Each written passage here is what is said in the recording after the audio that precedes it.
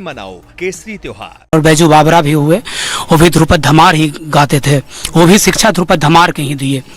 उस समय तानपुरे या वीणा उणा का ज़्यादा प्रचलन था, तानपुरे से ही लोग अपना ज़्यादातर रियाज किया करते थे, तानपुरा से ही सबका संगीत में विकास। मैं जब आ रहा था और जब मैंने ये पता किया प्रिंस जी, तो लोगों ने कहा कि वो समय दूसरा था जब ईश्वरपुर में लोग गांव में रह के रियाज करते थे और आसपास की जगहों पे लोग उनके कार्यक्रम लेते थे, लोग आसपास 10-20 किलोमीटर में गाते थे और पूरे टाइम लगे रहते। अब जो नए बच्चे हैं वो सब म्यूजिक टीचर हो गए, मुंबई चले गए, कलकत्ता चले गए, फिल्म इंडस्ट्री में चले गए, वहाँ म्यूजिशियन बन गए, म्यूजिक कर रहे हैं, अपना बाहर परफॉर्मेंस दे रहे हैं। अब आपको गाँव में खोजे से कोई नहीं मिलेगा, लोग हमको ये कह रहे थे, लेकिन मैंने सोचा कि तब भी चलता हूँ।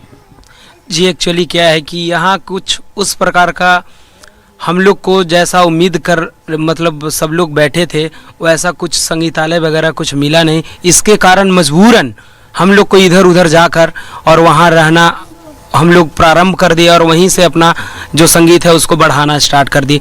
इस गांव में सर बहुत परंपराओं से बहुत लोग मतलब इस मांग को करते रहे लेकिन आज तक पूरा नहीं हुआ सर। इसके कारण क्या है कि दो रोटी कमाने के लिए तो कुछ करना पड़ता है हर इंसान को, इसलिए हम लोग गांव छोड़कर और इधर उधर जैसे हम खुद गया में रहते हैं वहीं अपना घर मकान तो एक बात ये बताइए, जितने परिवार हैं यहाँ पर करीब 50 हैं, कितने ज्यादा है? हाँ यहाँ करीब 50, अब अभी तो फिलहाल कम गए लेकिन 50 थे। तो वो करीब सारे लोग संगीत से ही जुड़कर बाहर अपना जीविकोपार्जन कर रहे हैं और दूसरा कोई काम नहीं और दूसरा कोई काम नहीं, सब संगीत से ही। ठीक है, सब कोई मुंबई में रह रहे हैं, कोई म्यूजिक डायरेक्टर बने हुए हैं, तो कोई बहुत बड़े ऑर्गेनाइजर बने हुए हैं, ऐसे अपना सब। तो यहाँ गांव में कोई घर ऐसा नहीं है जो मैं कह रहा हूँ गलत कि तबला, हारमोनियम, पखावत, सितार, बांसुरी, ढोलक न मिल जाए कि हर घर में। यहाँ हर घर में सर है, लेकिन एक्चुअली क्या है कि हर घर में होते हुए भी प्ले करने वाले अभी नहीं है, सब कोई बाहर में रह रहे हैं, तो यहाँ वैसे ही पलायन जिसको कहते हैं रोजगार की दृष्टि से अलग ही वरदान है। और संगीत का मायका मैंने कहा कि इसको कहा जाता है। यहाँ पाठक टोला जो है उसमें जितना भी घर है उसमें जो लोग भी हैं, चाहे जो भी काम करें। अब जैसे ये आपका नाम क्या है? राम किंकर पाठक मेरा नाम हुआ। अब राम किंकर पाठक आप खेती करते हैं? हाँ, हम खेती करते हैं। और ये इनके परिवार में भी सब बजाने गाने वाले हैं, लेकिन अब ज्यादातर लोग गांव छोड़ करके चले गए अपने रोजी रोटी की तलाश में। ये भी गाती है। आओ बैठो। आपका नाम क्या है? अंजना। अंजना बैठो। तो आप जिधर से भी गुजरेंगे इधर तो किसी से पूछिए कि आप गाते बजाते कहे हाँ। अब साजबाज से तो गांव में खर्चा चलना नहीं है, तो अब बच्चे जो बड़े हैं वो कोई बनारस चला गया, कोई लखनऊ, कोई पटना, कोई गया, कोई कहीं। तो क्या नाम बताया आप? राम किंकर पाठक। तो राम किंकर जी, आखिर में आपके इस गाँव में संगीत का इतना प्रचलन कैसे हुआ? बहुत पहले हम लोग यहाँ खानदानी हम लोग हैं, गवैया हैं, हम लोग का घराना गवैये से ही यहीं से उत्पादन, सरस्वती का देन है हम लोग का, और हम लोग यहाँ से घराने हम लोग गवैया हैं। लेकिन गा के खर्चा बच्चा चल पाता है ना? ऐसा तो ना है, कहीं प्रोग्राम मिला तो अपना जाके गाया, नहीं तो जिसको जो बाहर में है तो अपना स्कूल पकड़े हुए हैं इसी से। आप क्या गाते हैं? हम जो चीज कहिए वो चीज गा नहीं सकते हैं। क्या गाते हैं आप?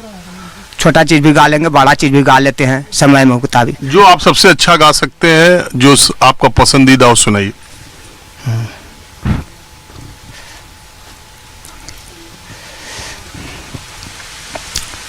हम एक ख्याल गा रहे हैं, अति में ख्याल गाएंगे।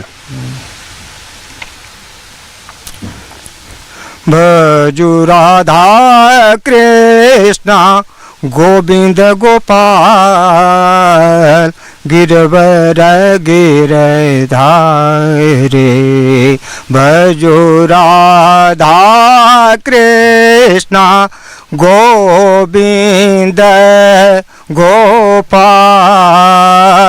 गिरवर गिरधारे, देवकी नंदन गोकुल चंदन जनारतन जगवंदन, भजो राधा कृष्णा गोविंद गोपाल गिरवर गिरधारे पार ब्रह्म परमेश्वर ईश्वर अलख निरंजन अविनाशी वजुराधा कृष्ण गोविंद गोपाल गिरवर गिरधारी भजु राधा कृष्ण गोविंद गोपाल गिरवर गिरधारी देवकी नंदन गोकुल चंदन जनारतन जगवंदन भजो राधा कृष्ण गोविंद गोपाल। अच्छा, आप ये बताइए, तो यहाँ दास मात्रा में है। हाँ, 10 मात्रा का 4। तो आप लोग संगीत की पूरी आप लोगों की शिक्षा है, पूरा पूरा सुर, यहाँ कहते हैं लकड़ी से धुन। हाँ, हम लोग तो लकड़ी से धुन निकाल लेते हैं। लोग लकड़ी छिलते हैं, हम लकड़ी से धुन हम लोग निकालते हैं।